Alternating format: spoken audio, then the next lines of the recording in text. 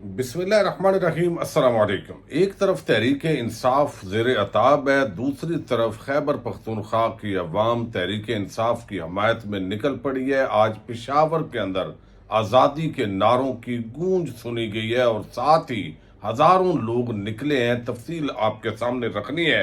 इमरान खान की करीबी शख्सियत को अगवा किया गया, आज उनकी कहाँ से बरामदगी हुई है ये भी आपको बताना है। परवेज खटक ने किस पीटीआई रहनुमा को अगवा की धमकी दी, ये भी एक बड़ा इल्जाम उन पर लगाया गया है। हार यकीनी है या मामला कुछ और है, फजल रहमान ने हाथ खड़े कर दिए हैं, इस पर भी बात होगी। उम्मीद है आप समाप्त करेंगे और अपने कीमती फीडबैक से जरूर आगाह करेंगे। फजल रहमान जो पीडीएम के सरबराह बनाए गए और मदरसों के बच्चों के जरिए जलसों को कामयाब करने की यकीनन नून लीग और पीपल्स पार्टी की ये हमेशा पॉलिसी रही है। और फिर हमने देखा कि लोग निकले, एहतजाज होते रहे। उस वक्त जनरल बाजवा, जनरल फैज हमीद वो टारगेट के अंदर थे। बिल आखिर मामलात जब बेहतर हुए तो वही जनरल बाजवा जो है उनसे उन्होंने इस्तीफादा हासिल किया। अब जो एनआरओ मिला है उसके बाद देखा जा रहा है कि अब फजल रहमान जो है उनको नजर आया कि ये तो सारा कुछ नवाज शरीफ को मिल रहा है। और अभी हामिद जो मीर है उन्होंने 2 दिन पहले एक बड़ा इंकशाफ किया कि जब नवाज शरीफ पाकिस्तान वापस आए तो उन्होंने फजल रहमान को घास नहीं डाली, चंद दिन तक मुलाकात नहीं की, फिर बिल आखिर उन्होंने टाइम से नवाजा।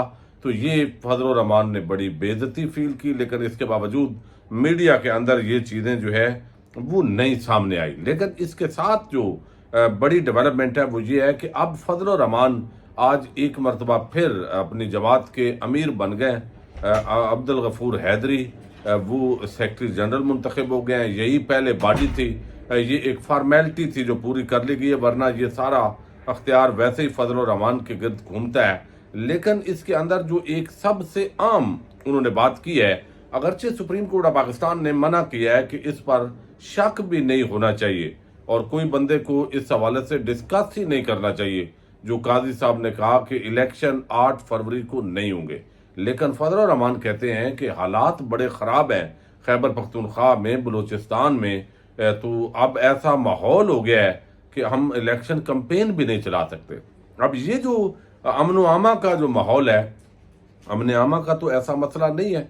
हम देख रहे हैं दहशत गर्दी के इक्का दुक्का वाक़यात होते हैं वो पाकिस्तान के अंदर। जब 9/11 के बाद हम देख रहे हैं मुसलसल इस तरह के वाक़यात, ख़ास तौर पर परवेज़ मुशर्रफ के दौर से उनका एक सिलसिला शुरू है। लेकिन उस पॉइंट ऑफ व्यू से देखें तो अब पाकिस्तान के अंदर काफ़ी अमन है। लेकिन एक चीज़ के PSL के जो मैचेस हैं वो कहा गया कि फरवरी में हालात ख़राब हो सकते हैं। जो हामिद मीर ने दावा किया कि वो UAE शिफ्ट कर दिए जाएं, इस पर भी अब सवाल उठाए जा रहे हैं कि आखिर हालात तो ठीक हैं और कराची, लाहौर और पिंडी के अंदर ये मैचेस होने थे, पेशावर में भी हो सकते थे, तो इनको क्यों इस हवाले से रोका गया है? आखिर किसको पता है कि फरवरी के अंदर हालात ख़राब होंगे या हालात ख़राब कर दिए जाएंगे? ये जो है इस पर्चे में गोइयाँ हो रही हैं। लेकिन फजल रहमान कहते हैं कि हम चूंकि कैंपेन चलाने की पोजीशन में नहीं है तो इस वजह से जो है वो अब जो है वो इलेक्शन ज़ाहिर है वो मुलतवी करना चाहते हैं। तो इलेक्शन असल में क्यों नहीं कर रहे हैं कि इमरान खान और तहरीक इंसाफ के खिलाफ जो इंतकामी कार्रवाइयाँ और बोगस मुकदमात की भरमार है वो देख के पंजाब के अंदर तो वो रेजिस्टेंस नहीं आती, लेकिन खैबर पख्तूनख्वा की जो गैरतमंद अवाम है वहाँ जो भी दूसरी पार्टी के लोग जाते हैं उनको बड़ी सुबकी का सामना होता है। इस वक्त भी आप देख रहे हैं कि आज भी पेशावर के अंदर हज़ारों लोग निकले हैं। यानी पुलिस की गिरफ्तारियों के बावजूद लोगों का वर्कर्स कन्वेंशन के लिए निकलना, फिर पुलिस छापे मार रही होती है, साथ साथ लोग वहाँ पे पहुँच भी जाते हैं। PTI के झंडे लहराए गए, आज़ादी आज़ादी के नारे लगाए गए। वो आज़ादी क्या मांग रहे थे? ज़ाहिर है जमहूरी आज़ादी, शख्सी आज़ादी। और इस वक्त एक मुजरम टोले को पाकिस्तान पर जो मुसल्लत करने की एक ज़बरदस्ती कोशिश हो रही है उससे उन्होंने आज़ादी मांगी है। तो आज पेशावर के अंदर चारसद्दा में आपने देखा 2 दिन पहले जिस तरह हज़ारों लोग निकले हैं, तो अब खौफ के बुत जो है वो टूटना शुरू हो गए। इंतज़ामिया की रेजिस्टेंस, गिरफ्तारियाँ, बोगस मुकदमात के बावजूद लोग आज़ादी के लिए निकल रहे हैं। अब ये चीज़ फजल रहमान और बाकियों को बड़ी परेशान कर रही है।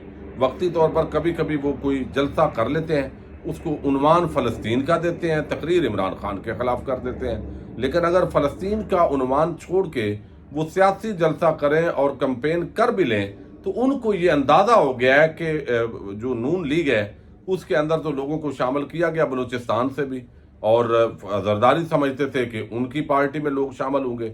فضل الرحمان اپنی وہ کہتے ہیں وہ پنجابی میں پھائی وہ لگائے ہوئے تھے، لیکن ان کا کام بھی نہیں بنا، تو اب عوام کے اندر وہ نفرت کی علامت ہے یہ پورا ٹولہ۔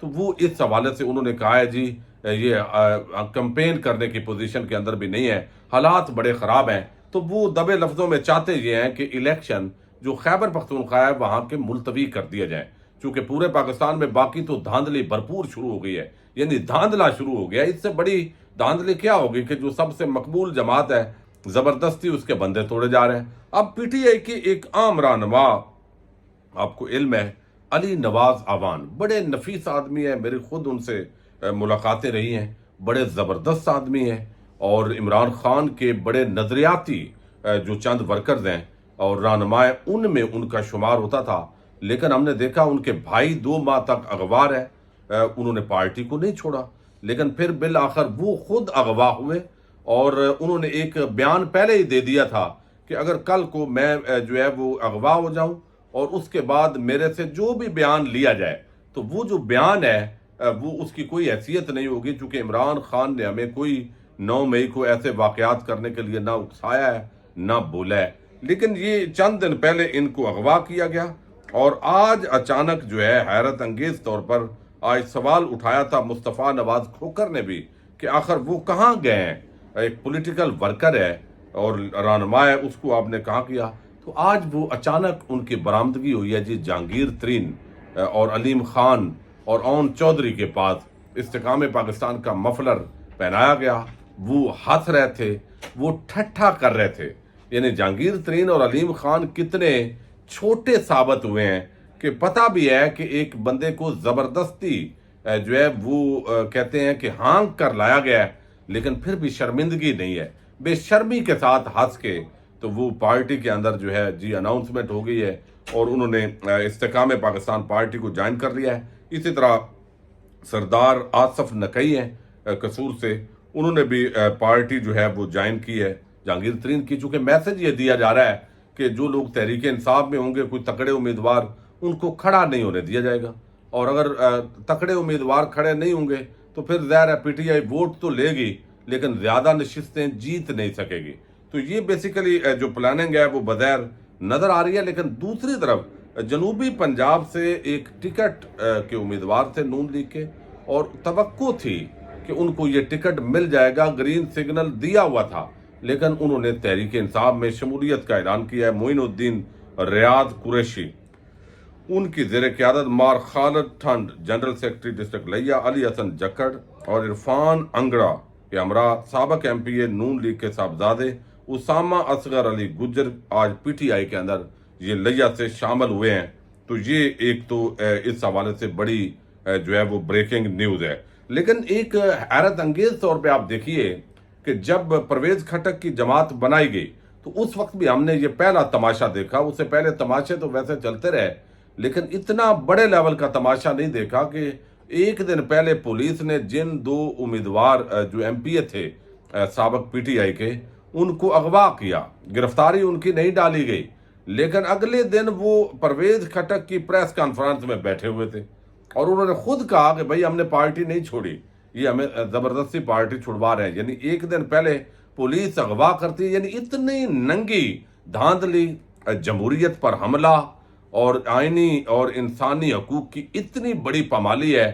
سوشل میڈیا کا دور ہے لیکن بے شرمی کی انتہا ہو گئی ہے، یعنی اس لیول پہ بندہ سوچ نہیں سکتا تھا۔ اب جو آج پشاور کے اندر اکٹھ ہوا ہے وہاں پر آپ دیکھیے کہ ایک بڑے عام رہنما عرفان سلیم پی ٹی آئی کے، وہ انہوں نے یہ دعویٰ کیا ہے، اور یہ فیصل امین خان ہے گنڈا پور، انہوں نے یہ رپورٹ کیا ہے، جو علی امین گنڈا پور کے بھائی ہیں، انہوں نے کہا کہ پرویز خٹک کا عرفان سلیم پی ٹی آئی کو پیغام انہوں نے دیا کہ اگر آپ نے پی ٹی آئی آفیشل کے لیے سیاسی سرگرمیاں بند نہ کی تو میں آپ کو اغوا کرا دوں گا۔